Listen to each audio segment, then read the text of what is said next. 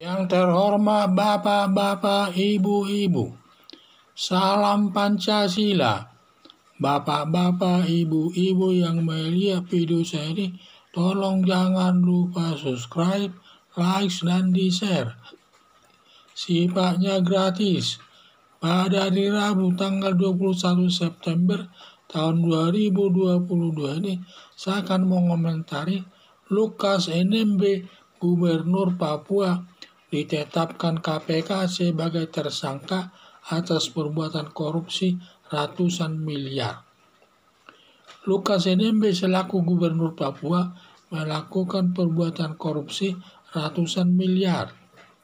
Setelah Lukas NMB ditetapkan sebagai tersangka, banyak warga setempat membelanya. Tidak mungkin melakukan korupsi dan tidak ada buktinya. Sampai Komisi Pemberantasan Korupsi (KPK), kalau tidak ada buktinya, tersangka Lukas NMB dilepas. Dan semua hasil korupsi yang berhasil disita KPK sudah berdasarkan penelitian aparat BPK yang berwenang untuk itu. Pemerintah Indonesia sudah berkomitmen setiap perbuatan korupsi yang didukung minimal 2 alat bukti harus disidangkan, siapapun pelaku korupsinya, baik kepala negara, para menteri, para gubernur, dan para bupati dan wali kota, dan semua pejabat di pemerintahan. Harus ditindak kalau memang ada 2 alat bukti bahwa dia yang melakukan perbuatan korupsi tersebut. Karena perbuatan korupsi itu telah merugikan keuangan negara, dalam arti uang rakyat. Uang rakyat sudah banyak yang dirugikan, sampai ratusan miliar hanya untuk Gubernur Papua saja. Sehingga pantas untuk diperiksa dan diproses sesuai hukum yang berlaku. Perbuatan korupsi yang dilakukan Lukas NMB merupakan perbuatan korupsi yang merugikan negara atau merugikan keuangan negara, yang melanggar pasal 2 Undang-Undang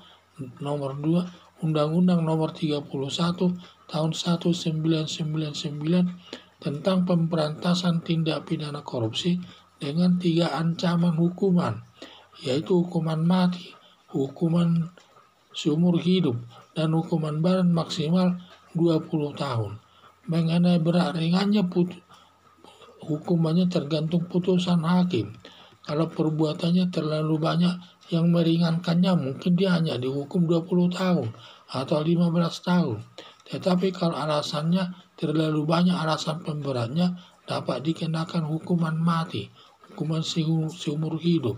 Karena semua perbuatannya tersebut di mana uang dia enak saja menikmati uang negara tersebut.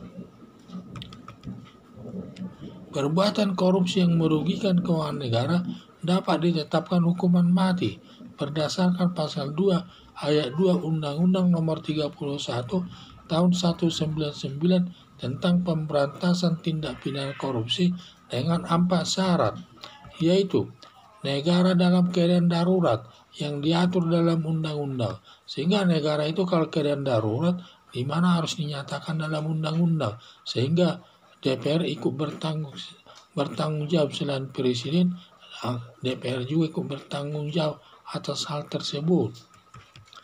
Bencana alam, gunung meletus, COVID-19, tsunami, tanah longsor, dan masih banyak lagi kejadian-kejadian yang lain.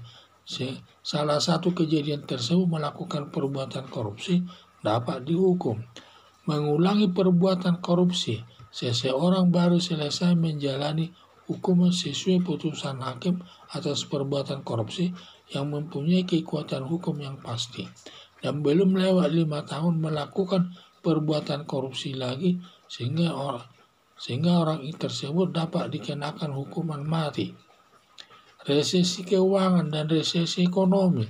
Resesi keuangan bisa terjadi membayar gaji pegawai pun tidak mampu, tetapi melakukan perbuatan korupsi. Demikian juga resesi ekonomi. Semua perekonomian Indonesia lesu, tidak ada yang laku. Padahal pada saat itu ada yang melakukan perbuatan korupsi, maka orang tersebut dapat dikenakan hukuman mati.